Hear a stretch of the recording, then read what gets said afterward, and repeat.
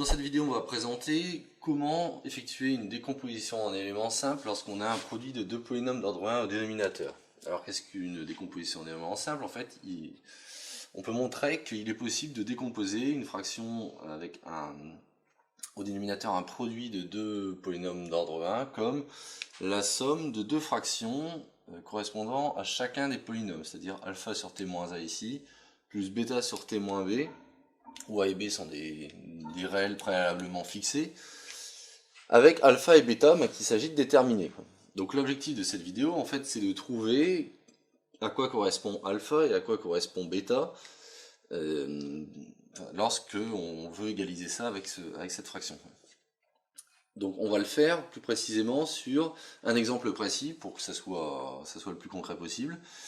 Donc on va choisir a est égal à 1 et on va choisir b est égal à 2. Donc on veut trouver alpha et bêta tel qu'on ait cette égalité. Donc je vais vous présenter ici deux façons de faire, deux méthodes pour obtenir ces deux constantes alpha et bêta qui composent la décomposition en éléments simples. Donc la première méthode consiste à prendre cette égalité et à tout simplement réduire au dénominateur le terme de droite, c'est-à-dire que 1 sur t-1 fois t-2, en fait on peut écrire que c'est c'est égal, en réduisant au même dénominateur, à alpha facteur de t-2 sur t-1 fois t-2, et pour réduire au dénominateur le deuxième morceau, on multiplie par t-1 sur t-1 à droite, c'est-à-dire qu'on obtient bêta sur bêta fois t-1. Et après, l'idée sous-jacente, c'est de dire, on va regrouper, on va factoriser les termes en t et les termes sans t, c'est-à-dire que d'un côté, on va avoir le terme avec t qui est alpha plus bêta facteur de t, plus le terme sans t, c'est-à-dire le terme constant, moins des alpha, moins bêta. Donc le tout divisé par t-1 fois t-2. Et une fois arrivé ici, qu'est-ce qu'on fait? On va identifier les termes avec les termes d'ordre 1 en t et les termes d'ordre 0 en t. C'est-à-dire qu'ici, on remarque qu'on a un polynôme d'ordre 1 avec un certain t, et on a un terme d'ordre 0, c'est-à-dire qu'on a du t puissance 0. Et ici, on a la même chose, c'est-à-dire qu'on a une constante, et on peut écrire également un terme en t, c'est-à-dire sous la forme 0 fois t. Si bien que le alpha plus bêta qui se situe ici va correspondre au terme en 0 en identifiant, et le moins des alpha moins bêta va quant à lui correspondre au terme constant est égal à 1. Si bien qu'au final, on va se retrouver pour avoir cette inégalité. Cette inégalité va être satisfaite dès que les deux équations vertes et roses, que je vais écrire ici, seront satisfaites. C'est-à-dire que si moins 2 alpha moins bêta est égal à 1, et si alpha plus bêta est égal à 0, si alpha plus bêta est égal à 0, dans ce cas-là, on aura cette égalité-là. Et ce système, c'est un système d'équations à deux équations, deux inconnues, qu'on peut résoudre de la façon suivante. On obtient que bêta est égal à moins alpha.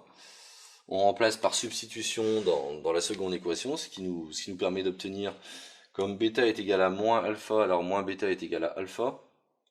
Donc ça nous donne moins alpha égal à 1.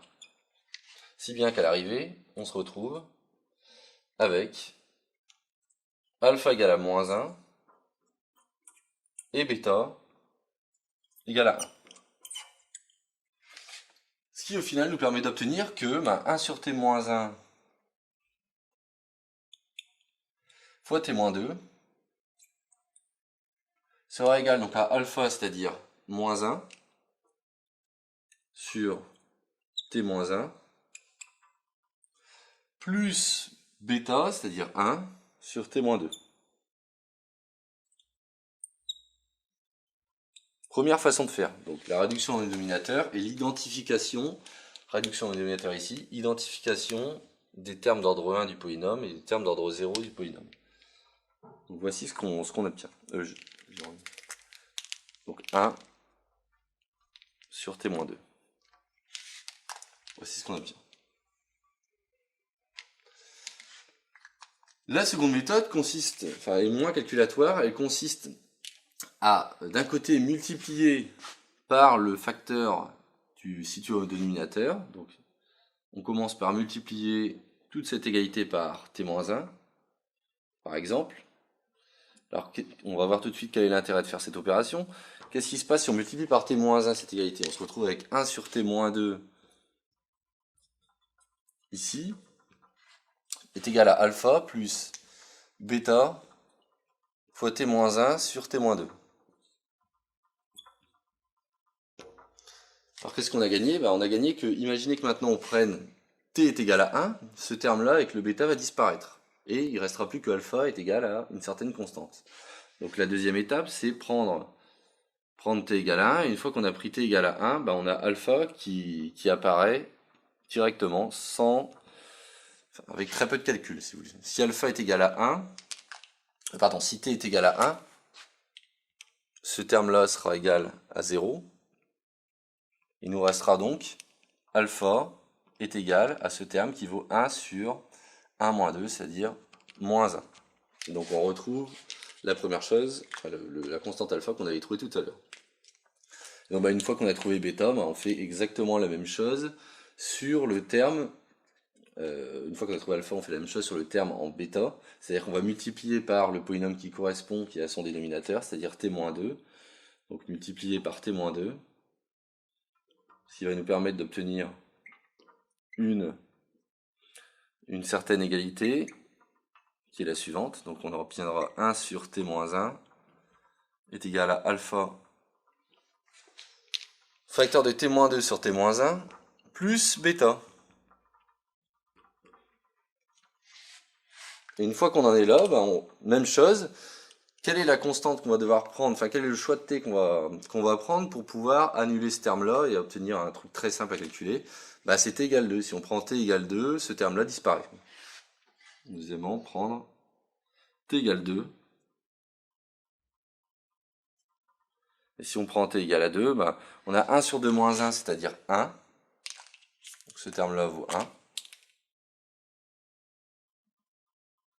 Est égal à 0 plus bêta. Si bien qu'au final, on se retrouve à nouveau avec bêta égale à 1 et on retrouve exactement le même résultat pour notre décomposition en éléments simples. Et voilà, donc ça termine la petite démonstration pour les décompositions en éléments simples.